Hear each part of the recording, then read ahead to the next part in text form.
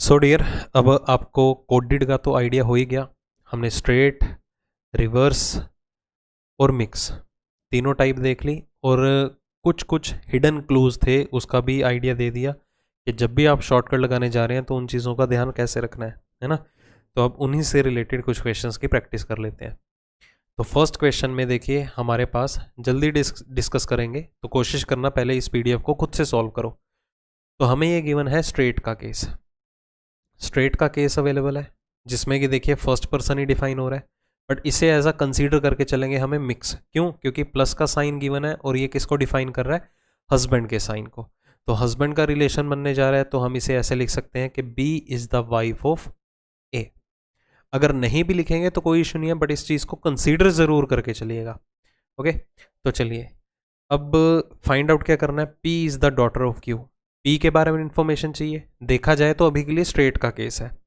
अगर हम इसे कंसीडर नहीं करते हैं B is the wife of A, तो कुछ एक बातों का ध्यान रखना होगा जस्ट, और कुछ भी नहीं।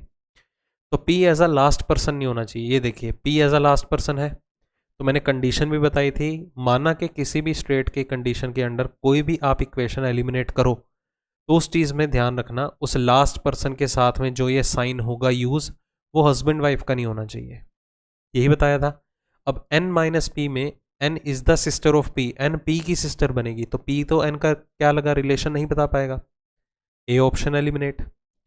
यहां पर भी p लास्ट में है और p के साथ कौन सा साइन है? मल्टीप्लाई का। यहां पर यहाँ कौन सा नहीं होना चाहिए था? प्लस का। ये भी एलिमिनेट। बचा कौन सा? C option. तो इसे सॉल्व करके देख लेते हैं। पहले माइनस का साइन है, माइनस क्या डिफाइन कर रहे हैं? सिस्टर। तो p is the sister of m, p m की बहन है। m मल्टीप्लाई क्यू, मल्टीप्लाई का साइन क्या कहता है? सन। तो m is the son of q, m q का बेटा है।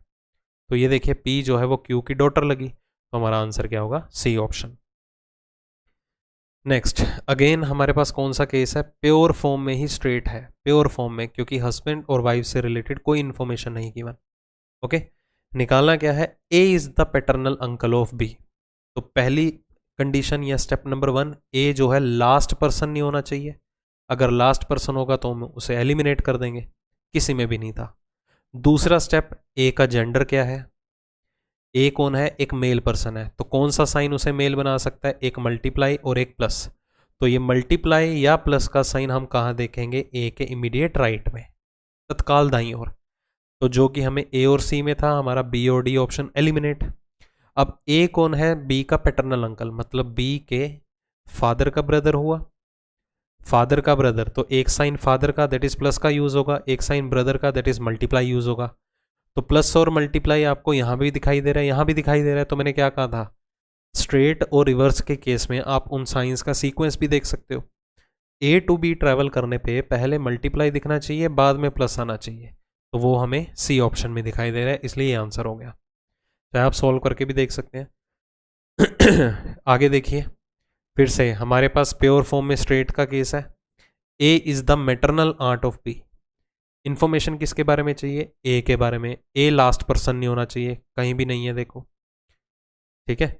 दूसरा स्टेप, ए का जेंडर क्या है? Female person. मैटरनल आर्ट की बात हो रही है। कौन सा साइन ए को फीमेल बना देगा? प्लस और माइनस का। तो ये प्लस और माइनस कहाँ देखना है? ए के इमीडिएट राइट में। प्लस का साइन आ रहा है, वैलिड है, देखो। इधर प्लस का साइन आ रहा है, वैलिड है।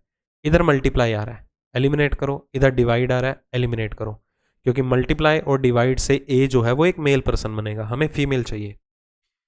नेक्स्ट देखिए, अब हम तीसरे स्टेप की तरफ बढ़ते हैं। मैटरनल आंट का मतलब देखो क्या होता है। मैटरनल आंट बी की मदर की सिस्टर। अगर ए बी की मदर की सिस्टर है तो एक साइन मदर का यूज होगा, कौन सा? माइनस का। एक साइन सिस्टर का यूज होगा, प्लस का। तो माइनस और प्लस तो पक्का चाहिए। अब इधर देखो प्लस है बट माइनस नहीं है, तो आपका बी ऑप्शन एलिमिनेट। आंसर क्या आ गया? Sorry, A option eliminate, answer आ गया बी ऑप्शन। देखो प्लस माइनस दोनों है।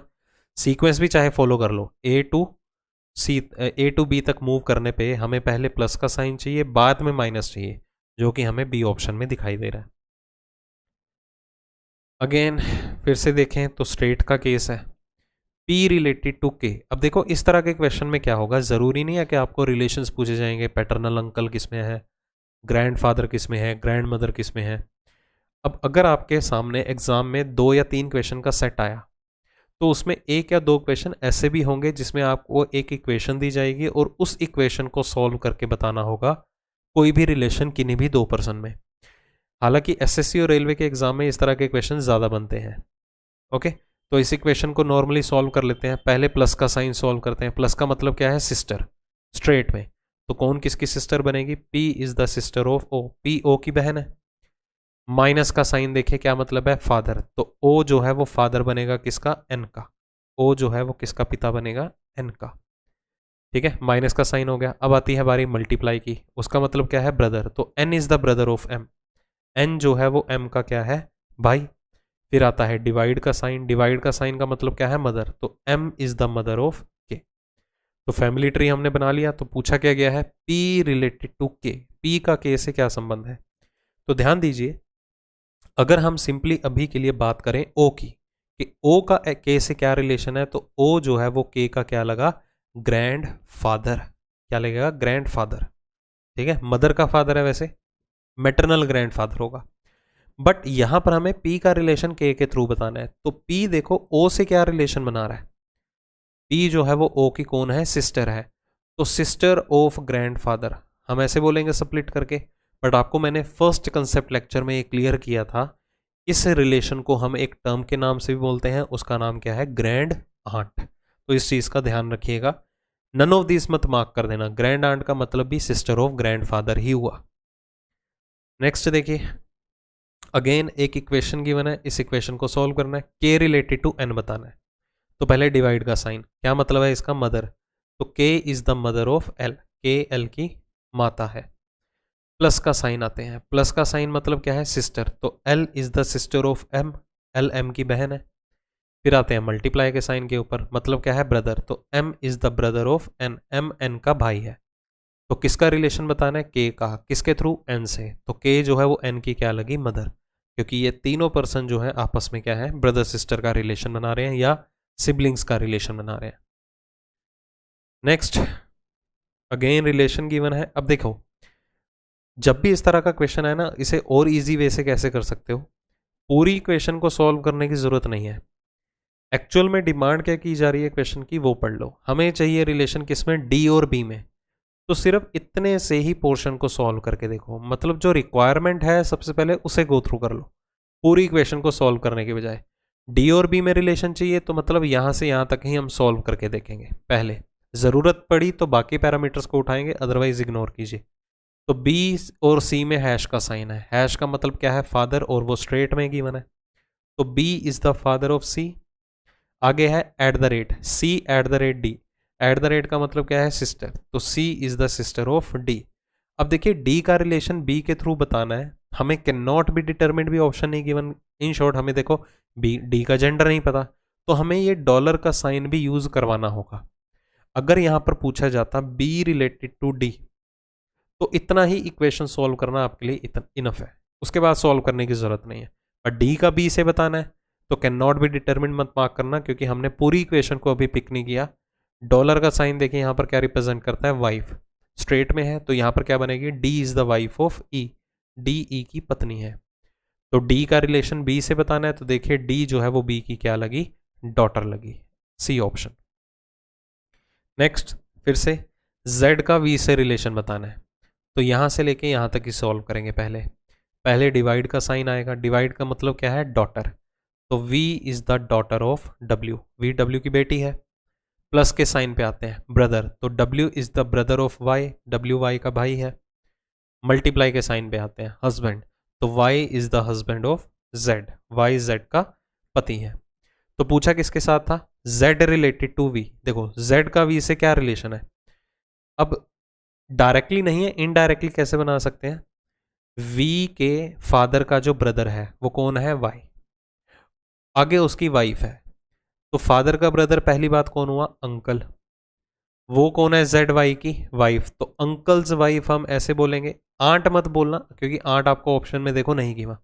तो अंकल्स वाइफ, देखो अंकल्स वाइफ ऑप्शन में गिवन है, वो भी नहीं गिवन। तो किस तरह से रिप्रेजेंट करके बोलेंगे इस रिलेशन को? Father's brother's wife. ठीक है, ये ऑप्शन गिवन है। मतलब अगर आपको रिलेशन आइडेंटिफाई ना भी करना है, ऑप्शन गो थ्रू कर लो। ऑप्शन में देखो स्प्लिट करके दिया गया है, वो वी के फादर का जो ब्रदर है उसकी वो वाइफ है। कौन? ZV की। ठीक है जी। नेक्स्ट, फिर से एक इंप्रेशन गिवन है आपको, किसका रिलेशन बताना है? L का Q से क्या रिलेशन है। तो पूरी इक्वेशन सॉल्व करनी पड़ेगी। पहले आते हैं डिवाइड के साइन के ऊपर। डिवाइड का मतलब यहाँ पर क्या है? डॉटर, स्ट्रेट में गिवन है, तो L is the daughter of M। फिर आता है मल्टीप्लाई का साइन, वो भी स्ट्रेट में गिवन है, फादर, तो M is the father of O। अगर M O का पिता है, वो तो L का भी फादर है, तो L और O कौन हुए? ब्रदर सिस्टर या sister sister. Reason being O का जेंडर नहीं पता। माइनस का साइन रिप्रेजेंट करता है यहाँ पर सन, तो O is the son of P। O जो है वो P का बेटा है। अब O तो M का भी चाइल्ड है, वो P का भी चाइल्ड है, तो M और P कौन हुए? Husband wife. After that divide का साइन, डिवाइड रिप्रेजेंट करता है डॉटर को, तो P is the daughter of Q। P जो है वो Q की बेटी है। रिलेशन किसका किसके साथ पूछा है? L का Q से पूछा है, L रिलेटेड टू Q। तो ध्यान दीजिए, L जो है वो Q की क्या लगी? वो उसकी डॉटर की भी डॉटर है। Q की डॉटर P, P की डॉटर L, तो डॉटर की डॉटर को क्या बोला जाएगा? ग्रैंड डॉटर या मैटरनल ग्रैंड डॉटर। चलो, अब क्वेश्चन में हमें गिवन है which of the following relations are true based upon the relations given in the equation. कहता है आपको एक इक्वेशन दी गई है, उस इक्वेशन को सॉल्व कीजिए और बताइए ये ऑप्शन के थ्रू कौन सी स्टेटमेंट जो है वो ट्रू है या वैलिड है। तो पहले इक्वेशन को सॉल्व कर लें। पहले माइनस का साइन लेके आएंगे, क्या मतलब है इसका? सन, तो A is the son of B। फिर उसके बाद आता है मल्टीप्लाई, मल्टीप्लाई का मतलब क्या है? फादर, तो B is the father of C, B C का पिता है। C प्लस का साइन सॉल्व करते हैं, प्लस का मतलब क्या है? वाइफ, तो C is the wife of D, C D की पत्नी है, तो D C का हस्बैंड हुआ। यहाँ जेंडर क्लियरिटी आ रही है। माइनस रिप्रेजेंट करता है सन को, तो D is the son of E। अगर D E का बेटा है तो ध्यान दीजिए, B E को B की वाइफ मत बना देना, वो मैरिड पर्सन है तो डिफरेंट रिलेशन बनेगा। ओके, तो चलिए इसे सॉल्व करते हैं। C is the mother of A, देखते हैं कौन सा सही है। क्या C A की मदर है? गलत, C तो A की सिस्टर बन रही है। D is the brother of A, क्या D A का भाई है? गलत, ब्रदर इन लॉ है। E is the mother in law of C, क्या E जो है C की मदर इन लॉ है? हमें तो यहां पर देखो E का जेंडर ही नहीं पता, ये भी गलत।